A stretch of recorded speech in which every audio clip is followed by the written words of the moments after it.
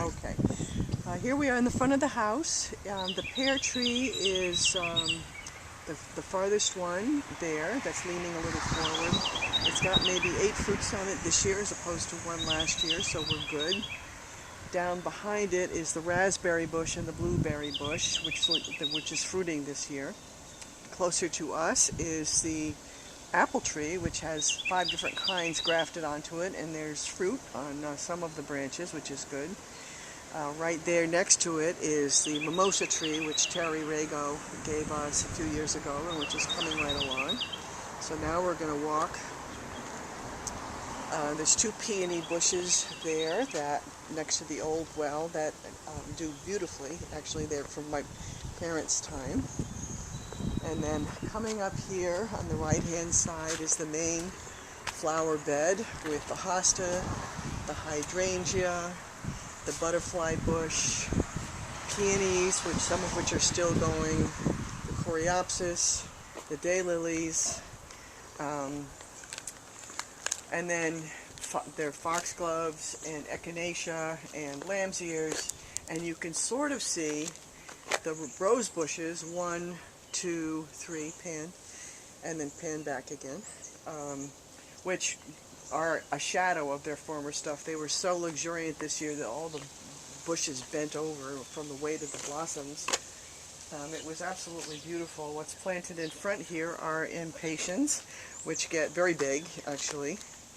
And coming down again, we have nicotiana planted, we have cleome planted, we have cosmos planted. Right up there is the native clematis that, actually it's not a native clematis, it's a Japanese clematis that I used to have at the farm, actually. And then another clematis next to it, which so far has not bloomed, but I live in hope.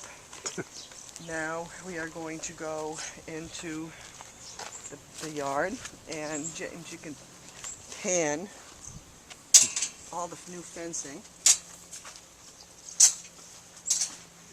Pan the new fencing. This whole backyard has been refenced by James and me. Something that is called cattle panels, which are 16 feet long and 50 inches tall. And just by way of compare and contrast, James, just walk over to the chicken coop. What it replaced was James, look at the chicken coop. What it replaced was this horrible green and yellow fencing here, which you can see sort of through the end of the chickens. Hello, ladies. And it was just terrible. It was sagging, and the dogs could get over it, the animals could get through it. And so we've taken it all out, and eventually the chicken coop itself will had this new fencing going around it, which is, in fact, dog-proof. Okay, James, let's walk to the vegetable garden. Here's our beautiful bird feeding station, which is extremely active. Don't look at me, please. Okay, so now we're going to take a brisk little walk over to the vegetable garden, which is reinforced by chicken wire at the base of its fencing, which the only problem with it is that the holes, the galvanized wire holes, are big enough for squirrels and groundhogs to get through. So this is our new and improved, even better than usual garden, covered over with bird netting. So down here to our right is eggplant and spinach. The whole north side over here is broccoli, beans, corn salad, and beets and lettuces. And the way back is the cucumber. Panning to the left are the squash in the back, zucchini and summer squash, yellow squash. In the middle, of course, are all the tomatoes, lots of different kinds. Down here under my feet are more eggplants, lettuces, and spinach. Over here, all along the fence, is the broccoli. And behind that, a lot of peppers, small, medium, and big.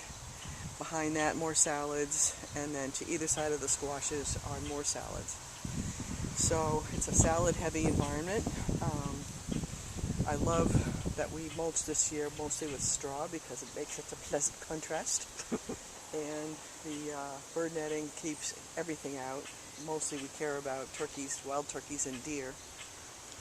So yeah, oh, and all of this stuff right here is the garlic which we planted last fall, which will be ready to go pull up in August.